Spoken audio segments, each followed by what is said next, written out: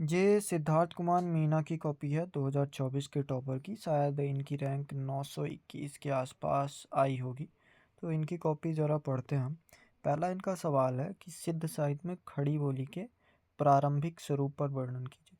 तो खड़ी बोली से कई तरह से प्रश्न आते हैं, मतलब प्रारंभिक स्वरूप अमीर खुसरो के यहाँ, प्रारंभिक स्वरूप 11वीं 12वीं सदी से, प्रारंभिक स्वरूप नाथ साहित्य में, प्रारंभिक स्वरूप कुछ भी, मतलब खड़ी बोली से कई तरह से पूछ सकता है। या फिर खड़ी बोली का प्रारंभिक स्वरूप, या फिर क्या बोलते हैं उसको, स्वरूपगत विकास। तो स्वरूपगत विकास भी पूछा जा सकता है। फिर वहाँ पे सब लगेंगे, कौन कौन कहाँ से शुरू हुआ और वर्तमान में जाकर कहाँ पहुँचा।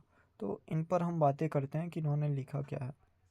जैसे देखो, सिद्ध साहित्य वस्तुतः वाम मार्गी बौद्धों द्वारा 7 से 8वीं और 11वीं से 12वीं सदी के मध्य देश के पूर्व भाग में रचित धार्मिक प्रचार की रचनाएं हैं।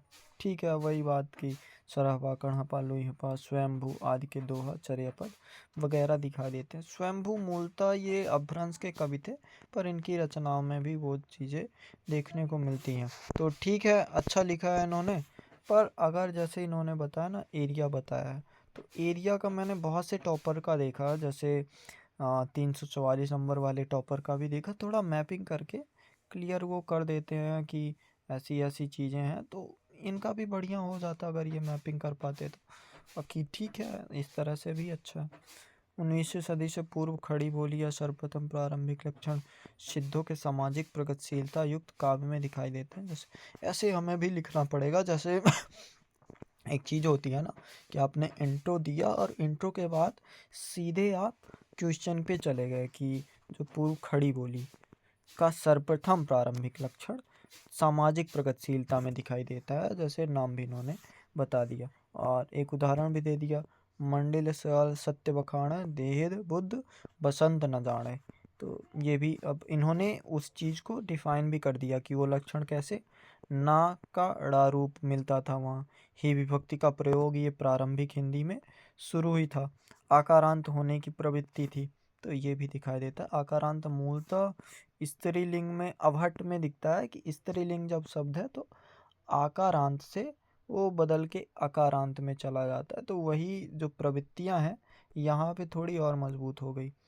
आदि बाद की विकसित खड़ी बोली के लक्षण है फलतः सिद्ध हो। अब आप देख सकते हो कि इनके पास थोड़ा कंटेंट की कमी थी।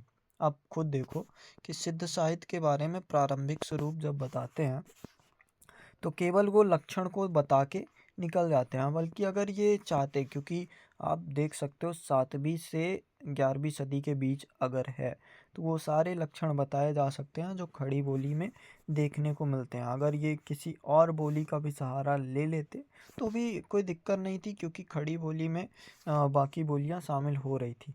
और अगर इनको लगता कि कुछ, जैसे लास्ट में इन्होंने कंक्लूजन दिया कि कबीर, नाथ साहित्य, मीरा, तो ये भी हम थोड़ा सीख सकते हैं कि जब आपके पास कंटेंट कम हो तो भी आप बेहतर तरीके से चीज़ें को बना सकते हो। बाकी अगर आप इसको पढ़ोगे तो ये जो स्पेस है ना, ये स्पेस बचेगा नहीं, क्योंकि खड़ी बोली काफ़ी इम्पोर्टेंट है। और शायद मुझे ऐसा लगता है कि ये जो इनकी कॉपी है, जैसे 2024 के ये टॉपर है, तो शायद ये 2023 में इन्होंने लिखा होगा, उसके बाद इन्होंने बहुत कुछ सुधार भी किया होगा। तो टॉपर की कॉपी देखने का ये मतलब नहीं हुआ कि हम टॉपर की कॉपी देख लें और उसे बस यही मान लें कि इन्होंने लिखा तो अच्छे नंबर इनमें आए।